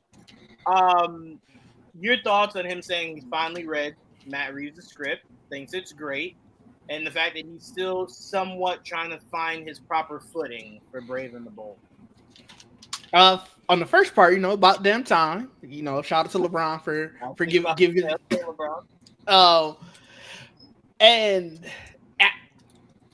tell me it's filming for that. That's all. That's the only other thing I got for the Batman Part 2, because it's like anything else, it's just continuous wait. At regards for the Brave and the Bold, I kind of also is like, just tell me when you got something actionable, because it's like I'm also tired of waiting, and it's tell me who your Batman's going to be so I can stop, terrorizing Joel by saying, it might be Pattinson. Just give me a name so I can put me out of my misery one way or the other. Please. I'll tell you Comic-Con in 2029. Oh, I'm just gonna tell you. Stop, please. But it's just, I think I'm tired of waiting. That's the easiest way I can put any of this. It's just, it feels like we're being slow drip fed, and I'm over it, especially after seeing Superman, because now I'm just super high on the universe as a whole, and it's like now I need more and more and more. I just want to prove me wrong. Them doing both at the same time. That's all. Do it. Prove me wrong. There's no way you're doing both at the same time. Yeah, but here's the thing. I'm going to just be completely honest, just to get this out there. I feel like I'm going to have to hear Trayvon say this for the next 3 years. You will. It's just Batman that we get. I'm 100% okay with that. If Brave and the Bold never happens, or if Batman 2 never happens, but the other does, I will sleep soundly at night. At this point, I just want Batman. Simply put, I just don't care anymore. You sound like a villain. It's not a preference. It's just I want Okay, Batman. Lex. Bring me the bat. Like, all right, bro. That's going to be the argument for like the next 5 years is, well, they're not going to do it at the same time. Well, guess what? Now you don't have to. Pick one. How about that? There you go. Pattinson? Great. Let's move on. Jawan, for you not to care, you sure do care, because the news was the script is finished, which we should be happy. And you immediately turned that into the Brave and the Bold better be better than the Batman. Like, you're making this a problem for yourself, but it's like, you're getting Batman. The script is done. Be happy about both of these at the same time, and it's conflicting me, Mike. It's conflicting me, bro. Okay? I told you what needs to happen. I know how beautiful that was. I told you what needs to happen on the big three. I'm sorry, Didge. Go ahead. I'm sorry. I'm just saying. I keep saying what needs to happen. James Gunn, listen to me. Just listen to me only. You know what you need to do. You know in your heart of hearts what needs to be done. Make the right choice. You're saying it's what needs to be done. The opposite. It is not. You won't have to worry about all of your questions then. You won't have to worry about, oh my God, is the Batman 2 going to be better than the Brave and the Bold? Because guess what? It's all in together. It's all in together. I'm telling you, you know what needs to be done. James Gunn, again, listen to me. Let me get this out of the whole concept of Brave and the Bold is out the window if that happens. I will not be talking about this shit anymore until there's actual news to talk about. Damn, I'm reading a I'll be script silent for 5 years, man. Yeah, if that's how long it takes, I will not talk. I'm not talking about Batman until there's news to talk about. I'm not talking about Like, script as a reading anymore. character? No, just the movies. I'm just saying. You said I'm not talking about Batman. I just want to throw out Vince, there. We might get an Arkham game. Don't You make never know this what more happens. complicated than it already is. I'm just throwing it You out. seem to get confused very easily. All right. My point is, I'm not talking about scripts anymore. Once like the movie, we get casting and stuff like actual news. I will talk about that. I'm not talking about if you read a fucking script anymore. I don't care. Wait, why are you not talking Superman anymore? I heard you throw that in there. Did you just make a mistake and say Batman? Just say Superman when you meant Batman I said again? Superman. That was an accident. Okay, just to make sure. I'm like, wait, what happened? That's how angry James then got Joel. He's like, fuck everything. I'm not angry. I'm just tired of having the same. We have the same conversation almost every week. I'm done talking about a script. I'm done. And that, folks, is what James Gunn wants. He wanted to break us to the point where he's like, you know what? We're going to wait till it's ready. And he's like, good. That's what I told y'all to do in the first place. That's all I'm doing now. I'm not talking about anything other than actual news. Well, it should get a lot easier for us now that Superman will officially be out this week because all the press runs and media runs should be out of his system till August. When we have to go back through this again for Peacemaker. Isn't he? I know he's not doing like a full DC thing. Like he's going to be at Comic-Con still, right? Like they're doing a Peacemaker thing. So I wouldn't say out of his system. That's a wild name, but that's not a true statement. You do not necessarily have to. I do believe. Here's the thing. At the end of the day, you have to remember, Reeves did not create Batman. So if James did want to take Pattinson, it does not have to be with Matt Reeves attached. It could easily be we're just taking him and we're going to do whatever we want with him once we have him. So those two things don't have to be in sync. One doesn't have to necessarily mean the other. You could still get a comic accurate Joker for sure. So I don't think those two things, I don't think that should have to be an issue for you. I think the question that we're not asking, the one that's kind of important, is who is writing the script? Because James Gunn's like, oh, the script's not there yet. I'm working with the writer. It's like, who is writing Batman? And I'm wondering if James is just secretly writing the movie himself at this point. And just wants somebody to blame. He's like, it's a writer. He's not blaming someone. He didn't give a name. So that Yeah, was just, but like, it takes the heat off of him. Yeah, we know who wrote the Titan script, right? Like that's the first thing that was announced. Who wrote Supergirl? But we don't know who's writing Brave and the Bold, and it's clearly an active development because James keeps talking about it, and that's just really weird to me. That's all. well, I'm going to be honest with you. Because to be fair, as we start to wrap this up, be fair, I might not reveal my Batman writer because I'm watching you all shit down the throat of Matt Reeves, who's writing that Batman movie. So that's also fair. It's not Andy Muschietti, is it? No, he's just the director. And Okay. It was even to the point where James was like, we're going to show him the script once it's ready and see if he's a fit for the movie, which means he's not even 100% confirmed for the movie, which is wild. Okay. Even that I believe is fluent. I believe he said it because they had already attached him to it. But I think as time goes by, it's going to be like, yeah, no, we didn't stick with Andy. We moved on. That's fair. Okay, I just wanted to make sure. I was gonna say that makes even more sense. Why I think Andy is just a placeholder. Because think about it. Once James walks out of the shadows and says, "The Batman Brave and Bold script is done," then people will go, "Well, we already have a director. The script's done. Now we can move forward." And then that'll be up to James to go about that, or yeah, we're good to go. So it's not a bad thing to have in the back pocket. Is that you have a concept of a director that you could choose to still keep. Yeah, you never know. I'm just saying, y'all gonna be shocked when that script's gonna be written by Matt Reeves on it. I don't think there will be a shock. I think it'll just at that point be a relief. All right, we're moving on. At least we just know something at this point. When you said, Mike, it sounds, for someone who doesn't care, it sounds like I care a lot. I want to remind you, we did go through this before with Matt Reeves when Ben was writing the script and directing, and then it went to Matt Reeves, and then we lost the whole Batman and had to go through casting again. It was hell. It was pure hell. And I'm like, there's no fucking way we're here again. There's just no way. So that's why, if it sounds like I'm too emotional, it's like, it's just deja vu. That's what it's starting to feel like. It's deja vu.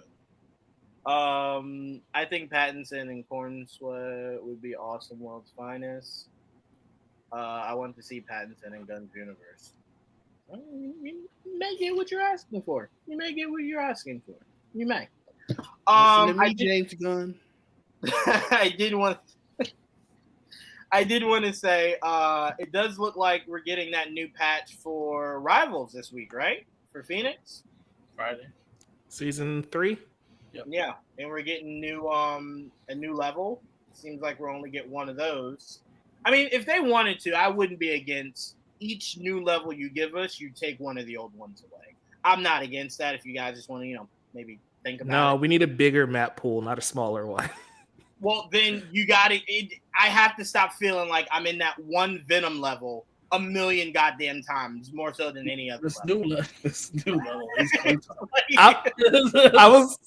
I was gonna say that, Joel. It's like they're adding a new one, but it's another symbiote stage, and I hate that so much. That is true. It's gonna feel like the same one that we already have. It's like, guys, it's outdoors, and I believe it's the what's it called? Oh my god, I can't remember what they call the big fuckers. I don't find that name. Celestial Body. Oh, I like your name. Jimmy Olsen. So we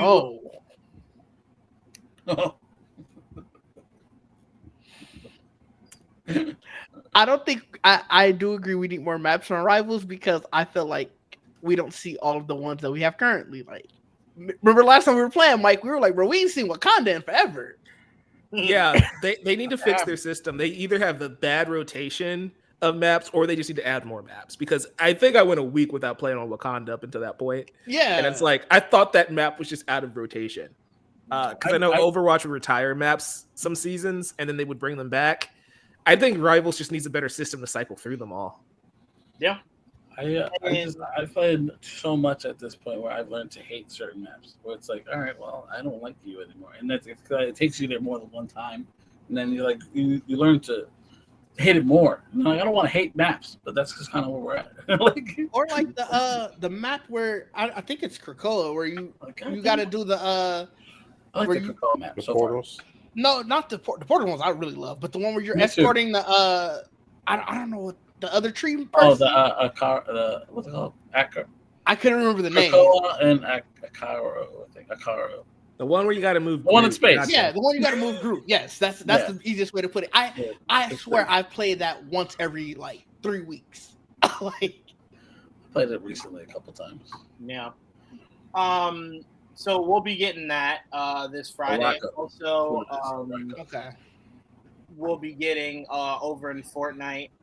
We're going to be getting in the Blitz mode, which I've only been playing. The regular Fortnite is dead to me. I've only been playing Blitz. Apparently, Blitz will be reintroducing us to Mega City, which is the most fun I've had playing Fortnite. We're getting Dragon Ball too, right? I think. Yes. Blitz. Yes. Yep. Right now is the Ninja Turtles. All right. Woo! None of these are announcements you haven't heard already, man. Goodness. So Blitz will be doing a lot of anime-inspired mythics. Look at the perfect update. That's a throwback. We also get a Mr. Terrific skin this week. Yes, so and the engineer. Yeah. I mean, let's show her a little love tonight. It's okay, just a little bit.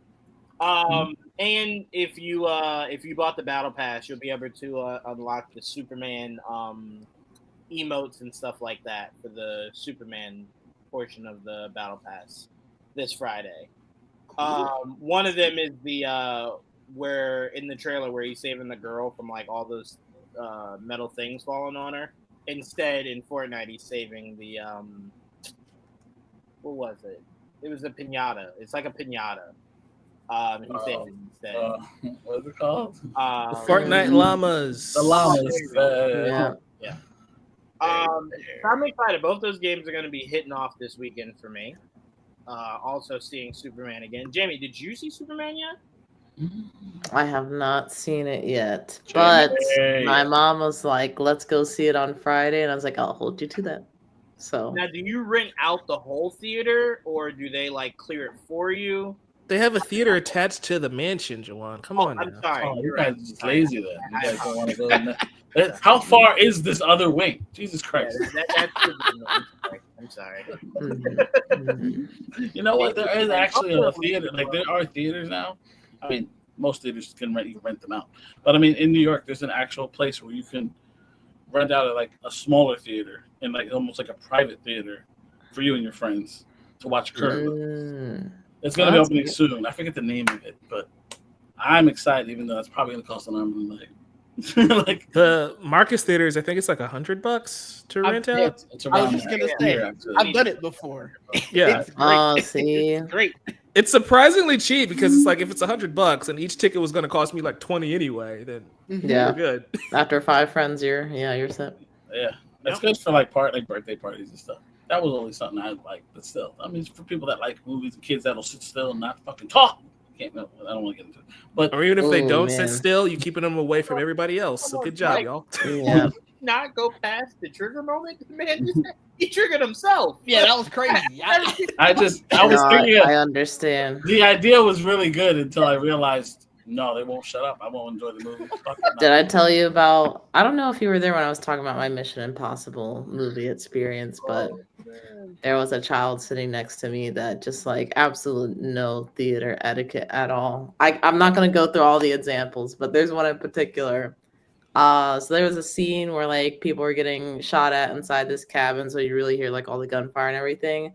And I feel my chair like start moving, and I'm like, what's happening? And it's literally the kid sitting there going, like, not only is she doing that, she's going, ah!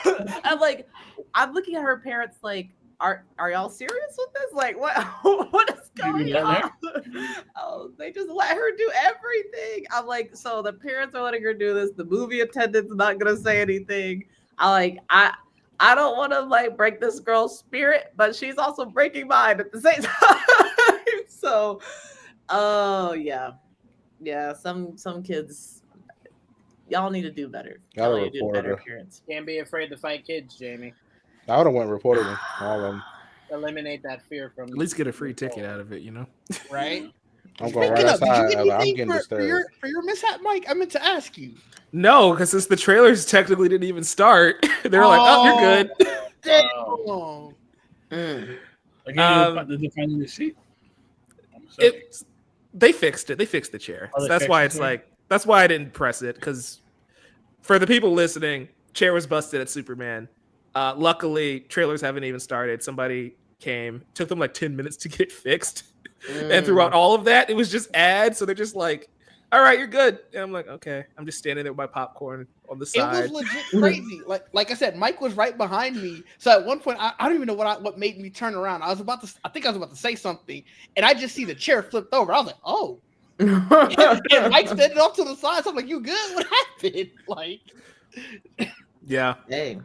They fixed it though, so it worked out. They fixed it before the trailer started. So the fact they fixed it so fast makes me feel like that's a problem, chair, and they knew. Right?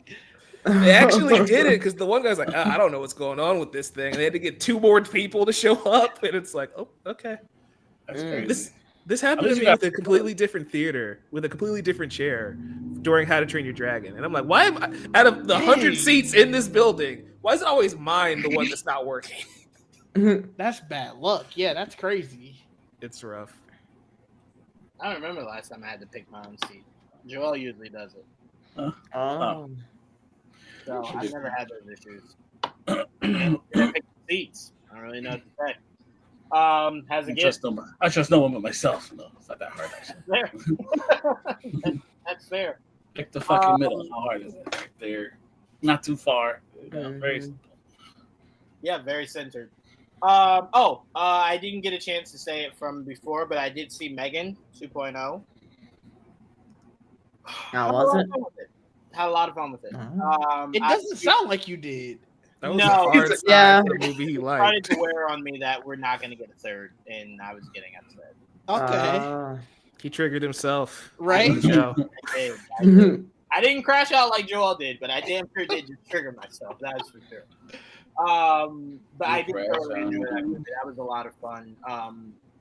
And I do see what they were saying about why they wanted it different than the first one. It was a lot of fun. I don't know. I don't know why people just chose to not see that movie at all. But whatever. Outside of that, let me see. Yeah, no, that's it. Didge. Let them know where they can find you. You can find me at DidgeD everywhere. It is DIDGEDEE, as you can see below my name. It is that in all locations, putting out stuff. Check it out. And then also find me on Geek Set Podcast at Geek Set Podcast everywhere, where we are now weekly. So, ooh. Dang. Woo! They cooking up. They're cooking up over there. They cooking up. Mike, let them know where they can find you. You can find me at #GunControl. I'm kidding. You can find me at Novice Cinephile everywhere. The Novice Cinephile on Instagram and the chatter after. We're going to be live with Superman on film on Monday. Spoilers regarding Superman. So yeah, if you guys want us to keep talking Superman, there's going to be full spoilers Monday night on the chatter after. Cool. I'm sorry. I had to get myself together after that, Mike. It's been gun control down here on the screen the entire show. I'm just putting that out there. It has. Oh, Damn. God. Do those glasses work? Are they fake? No. That's as fake as Clark Kent's prescription. I Glasses tell are you, man. extremely fake. Yeah. I don't have bad vision at all. I'm gonna game it doing that though. Jamie, let them know where they can find you. You guys can find me at Swiper_Prime doing all the gaming things. And I'm starting up with Swiper_Shampblue where I'm talking about gaming things. So that's been fun too. So either way, if you like gaming, I recommend checking out both. Absolutely. And Trayvon, where can they find you?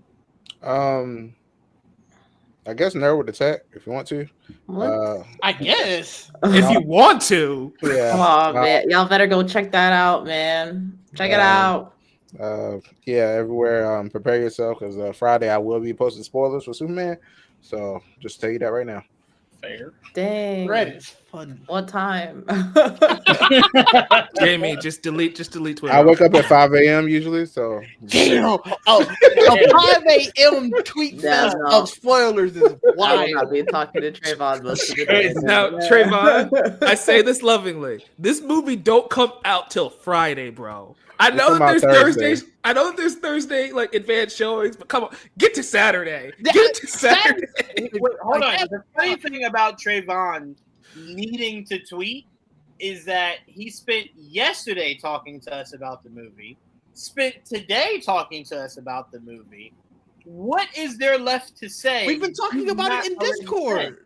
I have yet to post gifts. I haven't posted one yet. Not one. People's Friday mornings. Trayvon. 5 a.m. Friday morning at that. That's what makes it so crazy. I'm just looking for Trayvon at 5:01 on Friday morning to be like, "Fuck, baby Joey, man." Fine, bro. I'll wait. Fine. The thing did that is like that's killing me about him saying that is I remember when the Luke Skywalker Mandalorian thing happened. I was up at 3 a.m. That was people's profile picture by 4 a.m. Yeah. I'm like, no way.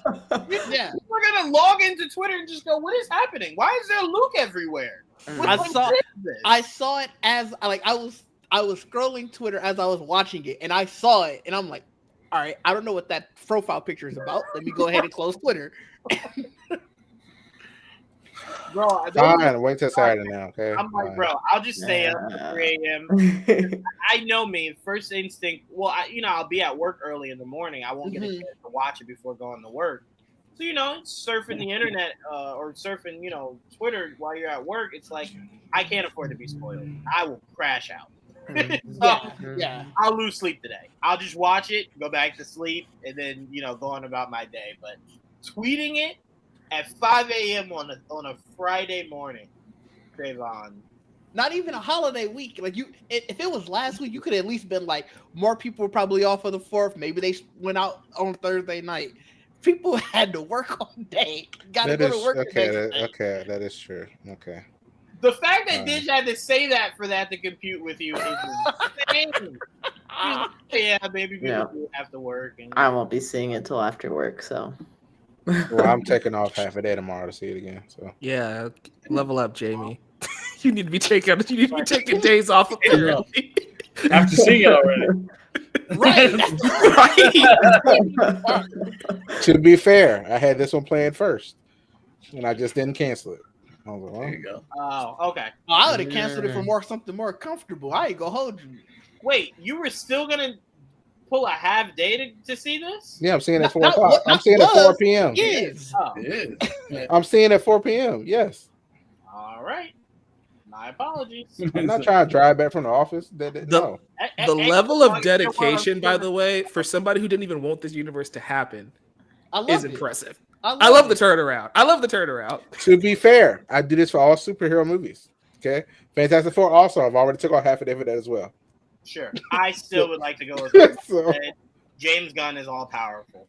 He turned the non-believers into believers. That's power. No one's as creative as James Do you Gunn. want me to switch? Do you want me to change? Stop. I mean, your money's already in the bank, so no. I mean, it's up to you if you want to change now. but NCAA list can be canceled. You've already contributed. No, the ticket you bought to go see it Tuesday, you've already paid for. And you didn't use A-list for that one. Guys, if you like this, subscribe, like. We'll see you next week. Wait, hold on. And on top of that, we already have on file 2 nights in a row how much you loved it. Job's already done.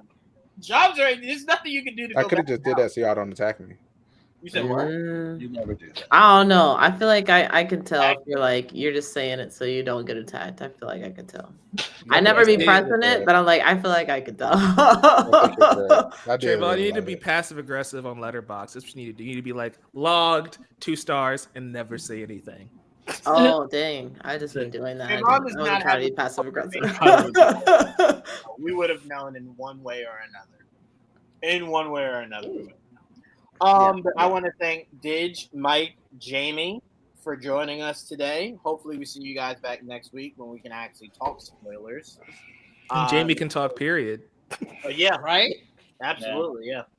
I keep forgetting that's right. You did come in right when we were done talking everything Superman. We did non-spoiler, but still. You know, in a way, it was like I wasn't intending to be late, but at the same time, I'm like, I feel like they'll talk about Superman first. It's okay if I'm a little later. Like, I'll be okay. It worked out for you. I mean, that would have been funny if we talked nothing about Superman and you still. Yeah, then I'm like, dang, I was wrong. Trayvon's gonna ruin the movie for everybody. I'm not. Y'all I'm are gonna talk fine. about it until Saturday. I will say, Jamie, it is a blessing we had this conversation with Trayvon because the amount of angry tweets he would have got spoiling that movie at 5 a.m. would have been crazy. So I was getting ready to start scheduling tweets, so y'all. Oh man, Keep scheduling. Just push him a day. It wasn't even going to be him tweeting it in the moment. He was planning the that is That makes it worse in a way because like you're doing the act of tweeting now, which I guess is satisfying like that dopamine hit you need. But then just set the schedule for Monday or Tuesday to be nice for everyone else. Okay, fine. No, he doing Saturday for sure. I'm doing Saturday. I'm telling you right I now, know. we will see these tweets Friday. Friday at That'd be Saturday. 11:58 p.m. I'm just Maybe preparing Saturday. for it. We will see these Friday. But thank you to Joel and Trayvon as always. We will see you guys next week. I'm not gonna promise you any streaming for anything gaming this week. Ooh. No, we got to stream Phoenix gameplay. We got to be bad at it and post it online. Me and Joel will be in the movies Friday night, and then I'll be at the we're Brewers going game out Friday, Saturday so. night. So Oh, hitting the streets! I see y'all. Double yeah, date. kind of. Everybody going outside. Look at that. Yeah. We got a double date on Saturday. No, that's true. Mm. True. So Y'all better not be going to the hibachi place because you know that's an us thing. Hey, We are not. Okay, good. we're not. That's a hell of an idea. No, don't do it. I'll find out. I call the people like, hey, do you see anybody that To catch a cheater. She did mention she wanted to do. She's never been to Benihana. I'm trying to keep it that way. It's about Yeah, the same. Yeah, I'm trying to keep it that way, man. One All time right. I went to What Benihana. prices? I was so full. I looked at that bill. I said, "Oh yeah, no, never again." It was good though. I appreciate y'all. What? Never You again. gotta dish out for the good things in life, Jawan. Sure. Just won't be that place again. Anyway. What? Thanks so much. Well, I went for. Like we said, make sure you guys tune into everyone's content. There's so much content just amongst us, let alone the content amongst the people in the comment section. Shout out to Leo, Real Anarchy, DJV. I don't even know if DJV does content, but follow him anyway. He might start. I don't know. Him and Trayvon have something cooking up. I don't know. King Dingaling. Yep. Of course, that's what we're gonna get out of here. All right, good night. Wait, what? What the hell did I miss? Wait,